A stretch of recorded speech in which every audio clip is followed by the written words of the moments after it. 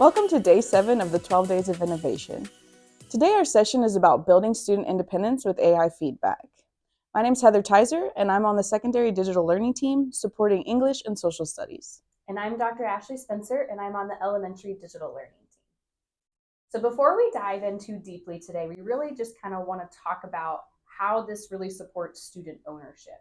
The whole point of the AI feedback from the student perspective is for the kids to take ownership of that feedback rather than the teacher. And so one of the things that's really beneficial when the kids are taking ownership of that is the timeliness. So when students are doing that, they can immediately put their feedback or put their writing into the AI to get that immediate feedback. And then they can act on that feedback rather than having to wait their turn for that writing conference or things like that. It will really speed up that writing process for students and for teachers because that feedback is just going to be immediate for those kids and they can really run with things, again, rather than having to sit there and kind of wait their turn to get help or things like that. It also really helps because it will be very specific feedback.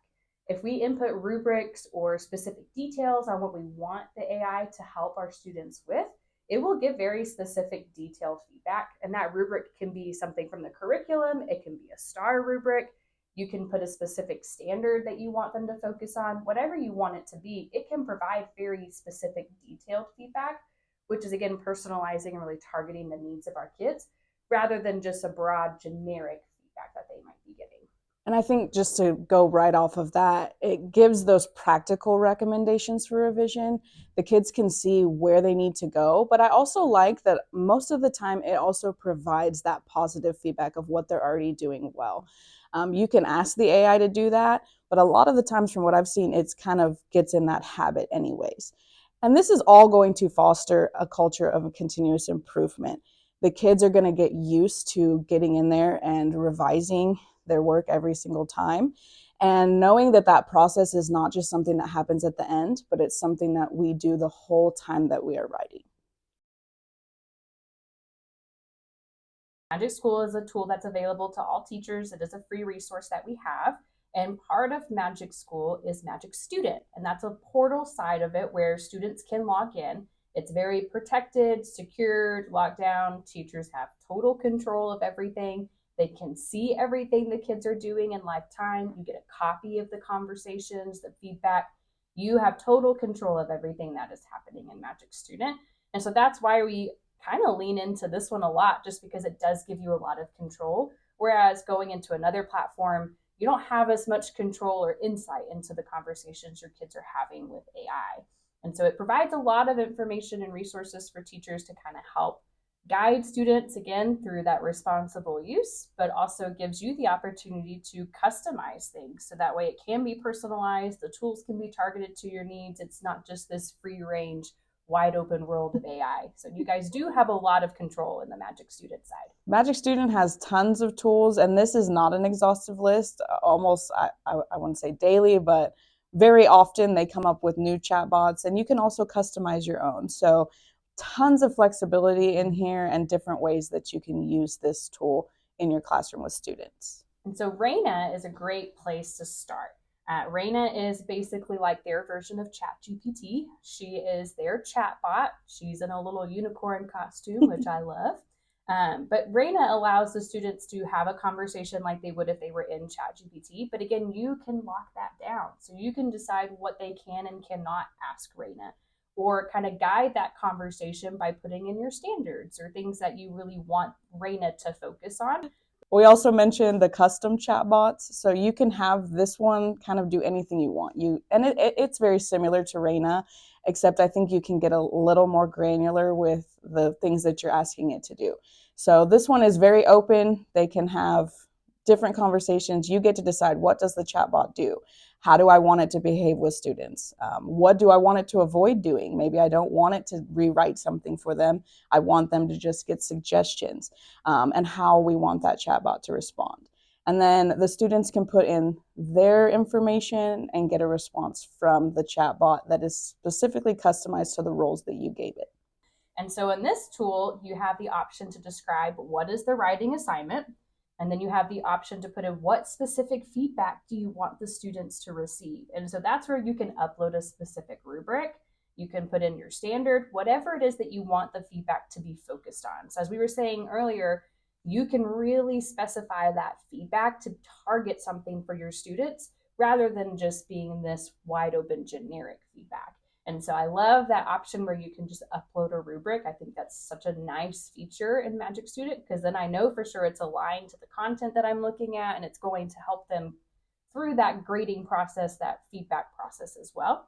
And then students just copy and paste their work right into the bottom. It does have a microphone, because I know for a lot of people with accommodations, that's a really important piece. So you do have that speech to text option as well. So students can speak their writing into the chatbot. And then once they hit generate, it's going to give them that feedback based on the rubric or the standard that you input.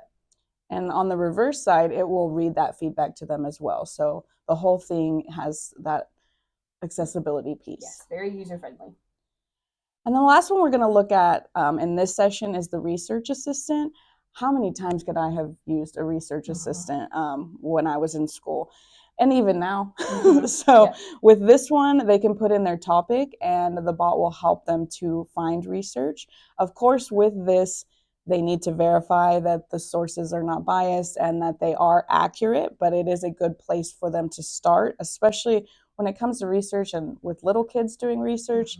The whole internet being wide open to them is a little frightening and a little overwhelming. So with something like this could help get them started and kind of focus their ideas. So this will be a great tool in the spring for elementary, because they do a lot of those research projects in science. So this will be a good one for the elementary students.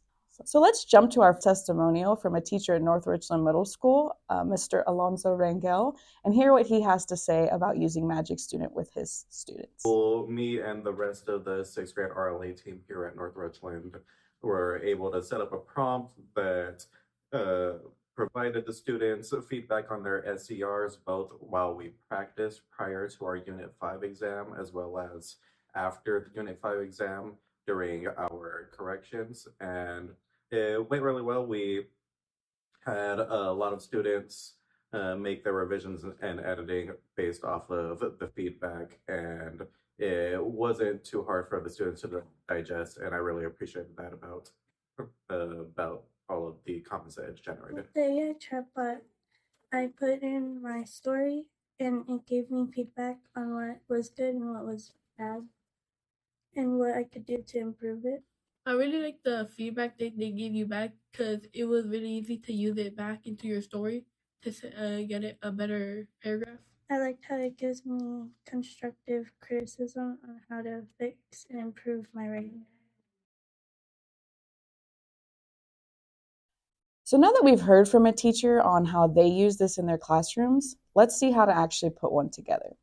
So once I'm logged into Magic School, I can toggle to Magic Student to see any of the tools that are available for me to assign to students. Now, we recommend really limiting the amount of tools. We don't want it to be overwhelming. That's the point of using something like this. So I would definitely pick the tools that are right for in the moment.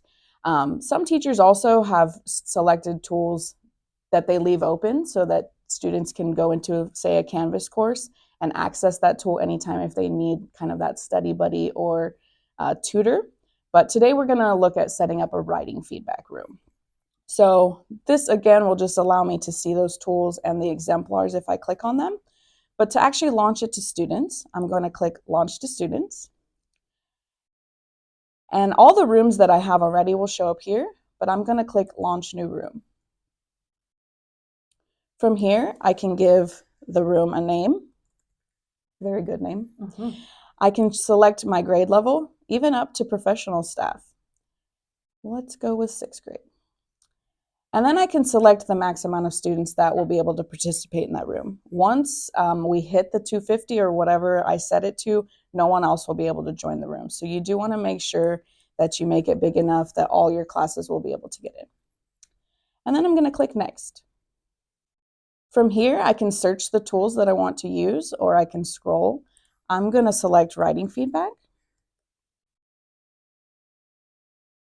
And then I'm going to click Add. Now, if I was going to add more tools, I can search from the list, but for this case, I'm just going to use Writing Feedback. The next step is that I can customize that writing feedback. So in the Customize area, if I click Customize, In here, I have some more options for what I can put in the assignment. So I might want to say here that we're writing an informational essay. Of course, I can give it more than that. The more detailed you are, the better results that you'll get. Down here, I can say specifically what I want it to give feedback on, or I can upload a rubric.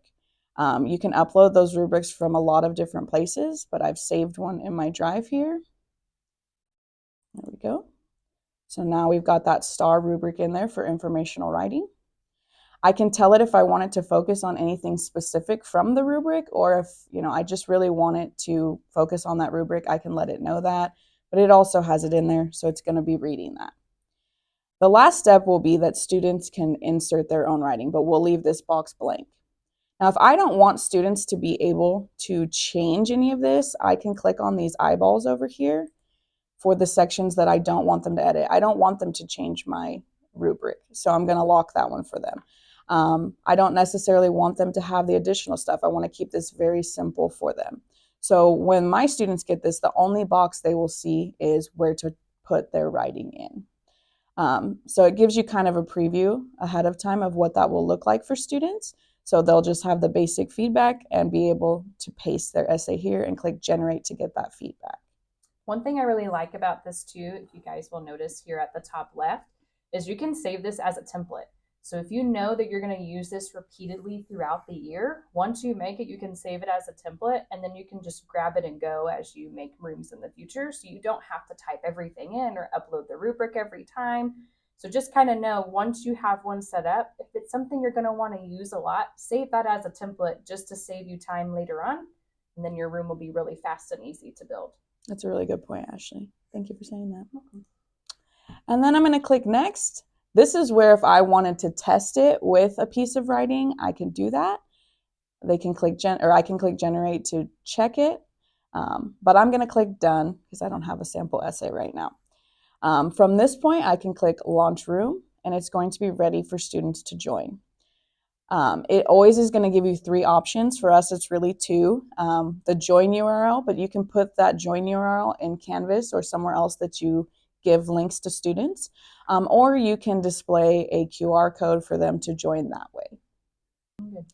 So after launching a room, the teacher is able to go in and see all of the responses in live time. So I'm going to show you an example of one that I've done in the past. So you can see here, every student's name populates here. Their conversations are generated, which bots they're using. I also have options to pause certain students or lock them if they're not engaging with the AI appropriately. And if I click on any of the students' names, it will bring me to an output history and every single conversation that they've had with that bot.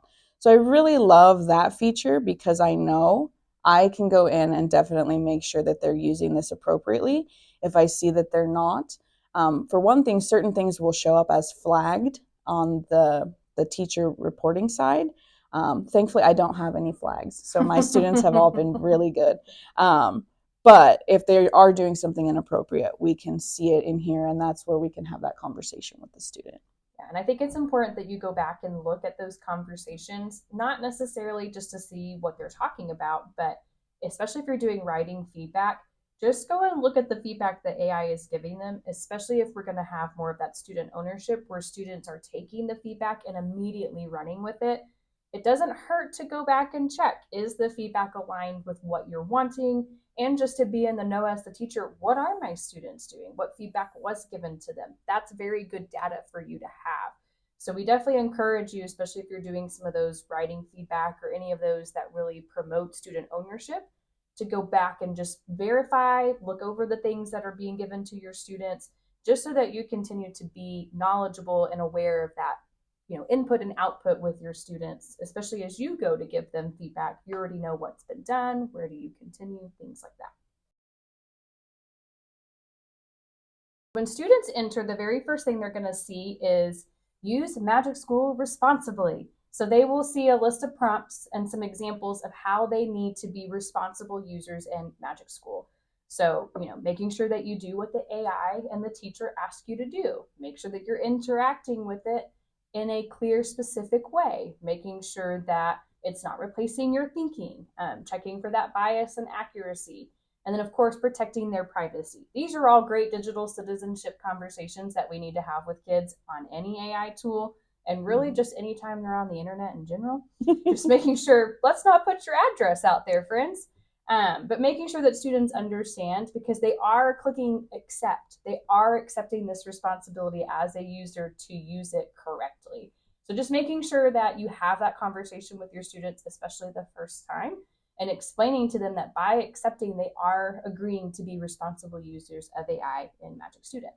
So just like we saw when they log in and after they've accepted the use terms, they'll see the bots just like we did. If I've only given them one, they'll only see one. In this example, there's a few more than that, and they have choices. But again, I would limit the amount of rooms I'm giving them. We want this to be as simple as possible when students get in there. Yeah, and if you're wanting to use multiple tools, like I can see teachers maybe for stations putting multiple tools in one room for different stations, you can have as many rooms as you want. So you could put one station in one room and another station in another room, just to, again, kind of simplify the number of tools that are in there and kind of keep students focused in the right direction. And so once again, when kids click on a specific tool, they will only see the information where you left the eyeball blue. So like in Heather's example, the only part that was left blue was the part where they entered their text. It's like this example here on the left, the only thing they see is the spot where they enter their information and then hit generate. If the eyeball was left blue on certain things like a rubric, then the students will see those and they will be able to edit. So again, check those eyeballs for what you want the kids to see and not see. And then on the right side of the screen, you'll see the example of an output. So what did the AI give back to them? And then the students can always go to their output history. And so once they do something, if they need to go back and reference it for a project or an assignment, all of that will be saved in their output history. They can go back and view any of that at any time. As long as the room has not been paused or locked. Yes, don't close your room until you're done with the project. And finally, our challenge for you today is to create a Magic Student room with at least one of the tools we've shared in the video. Of course, feel free to explore the other tools. We just really like these tools specifically for feedback. If you'd like to practice on the student side, we've also set up a room for you to practice on our 12 Days website for day 7. So please feel free to get in there and explore, but also create your own and see what you get from it.